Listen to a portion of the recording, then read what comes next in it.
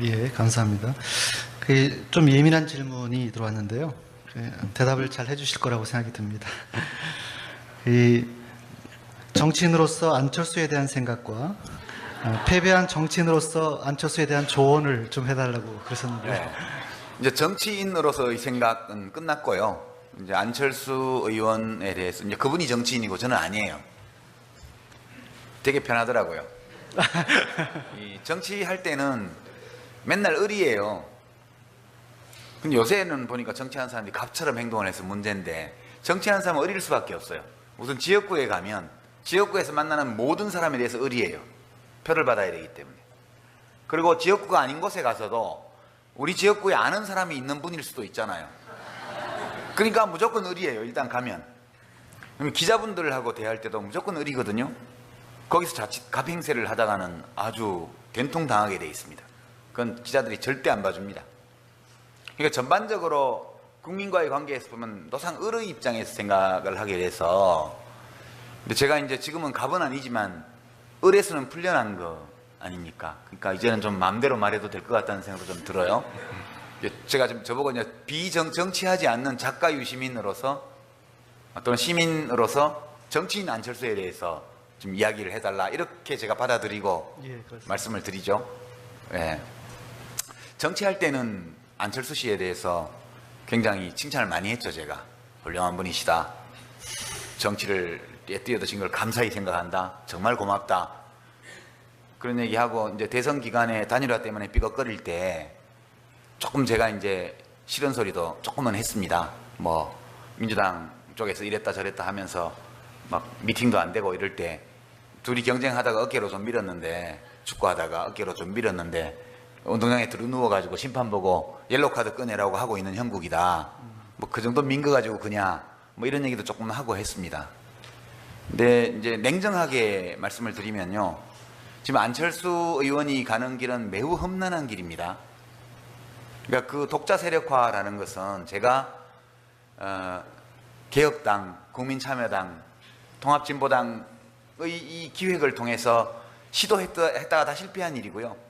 그 전에 한겨레 민주당, 꼬마 민주당, 1988년 13대 총선 때부터 시작해서 지금까지 수도 없이 누군가 시도했던 사업이에요.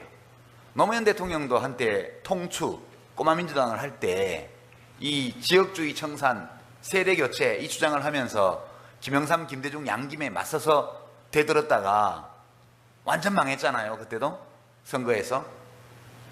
그러니까 우리나라의 주요 선거에서 제3당이 안정적인 기반을 확보한 예가 없습니다.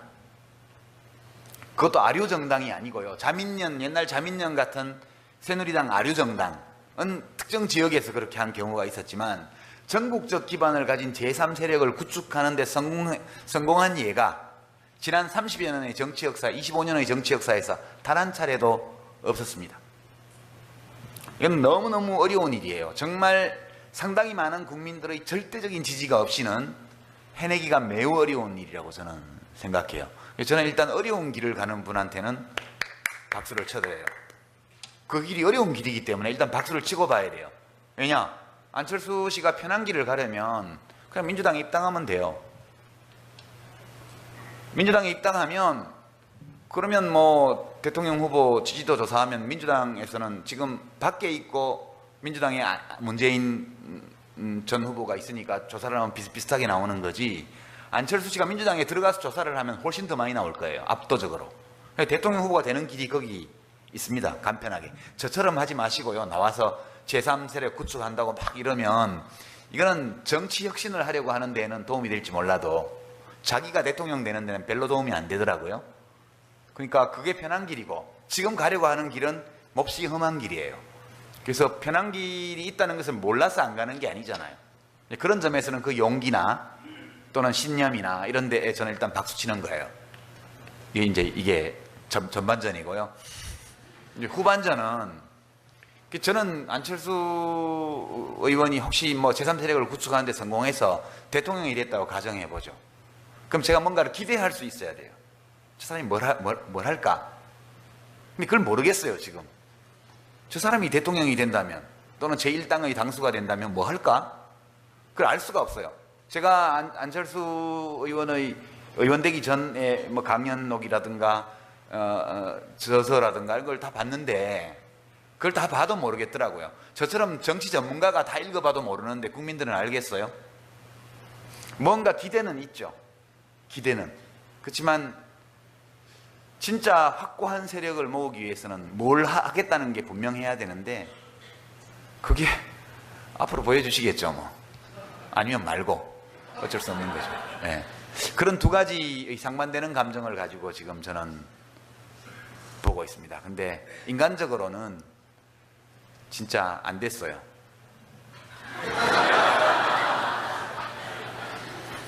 그 을속으로, 예, 그 을의 위치로 스스로 가신 거기 때문에 참 안 됐다, 예, 그렇게 생각이 듭니다.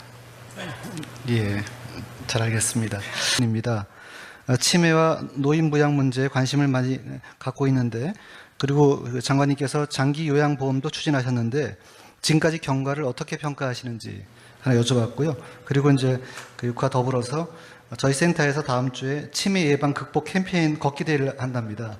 혹시 오실 수 있는지 예, 여쭤봤습니다. 예. 이제 행사 말씀부터 드리면 이제 원래 전직 장관들도 행사를 좀 다니긴 다니는데요. 이제 전자가 앞에 붙어 있는 게 참 괴로워요. 55년 살면서 장관은 1년 반 했는데 맨날 앞에 전 뭐 붙어 있고 또 5년 국회의원 했다고 전 국회의원 이렇게 돼 있어서 자꾸 직함에 전자가 붙는 것은 현재 하는 일이 없다, 그런 것을 얘기하는 것 같아서 당분간은 되도록 전직 장관으로 가는 행사, 전직 의원으로 가는 행사는 안 가려고 지금 제가 하고 있습니다. 이 시프트를 저도 해야 됐어요. 존재 이전을. 존재 이전이 완료될 때까지는 좀 봐주십시오. 예, 그리고 장기요양보험은 치매에 걸린 어르신들만을 위한 것은 아니죠. 이제 독립생활이 어려워진 이제 고령과 관련돼 있는 그런 노인성 질환과 관련해서 이렇게 어려운 분들은 다 혜택을 보도록 되어 있는데, 원래부터 예견되었던 문제들이 지금 조금씩 드러나고 있죠. 그 문제를 몰라서 그렇게 한 게 아니고 처음부터 알고 이제 지금 이 제도를 도입한 겁니다. 그게 이제 두 가지인데요. 첫째는 적용 범위가 너무 좁아요. 그러니까 중증도로 해서 1급, 2급만 지금 해주고 있는 거거든요. 두 번째는 그 이제 서비스의 품질이 아직 좀 미흡할 뿐만 아니라 종사자들의 처우가 굉장히 어려워요, 지금. 그러면 이제 이 두 가지 문제, 두 가지 측면의 문제예요. 종사자들이 어렵기 때문에 서비스가 나쁜 거예요. 그게. 물론 그 중간에 그 경영자들, 노인 요양시설 경영자들의 그게 이제 아무나 만들 수 있게 됐기 때문에 그런 문제도 있긴 합니다만 뭐 그 자체보다는 근원적인 한계가 있죠. 그래서 그거를 이제 입법안을 낼 때 사실 최종적으로 고민했던 내용이 바로 그 문제였는데요. 제가 이제 그 장기요양보험료를 그게 건강보험료의 몇 % 이렇게 해서 붙여서 지금 내는 거 아닙니까? 2007년도에 입법을 할 때 2008년도에 시행에 들어가면 첫 번째 시기에 건강보험 가입자들이 내게 되는 월보험료가 얼마냐?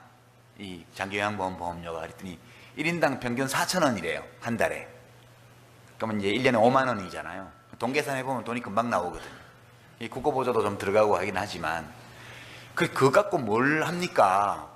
그거 갖고 하려니까 1급, 2급밖에 못 해드리고 그 다음에 이제 가정서비스, 재가서비스나 이런 것도 좀 부실하고 또 요양서비스 수가도 지나치게 낮춰 잡아야 되니까 수가가 낮으면 서비스 질은 떨어질 수밖에 없고 종사자 처우도 낮을 수밖에 없는 거 아니냐. 그렇게 해서 이거를 한 8,000원 수준으로 2배로 해서 처음부터 좀 더 크게 해보자. 그렇게 이제 제가 전략회의에서 얘기를 했더니 공무원들이 다 반대를 하더라고요.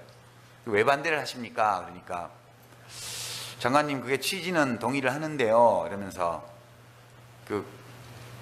봉급생활자들이나 지역가입자들이 이렇게 봉투에 돈이 빠져나가는 게 매월 기록이 되는데 이게 가입자는 2천만 명이 넘고 돈 내는 사람은 2천만 명이 넘고 혜택 받는 사람은 50만 명도 안 되거든요. 그러더라고요.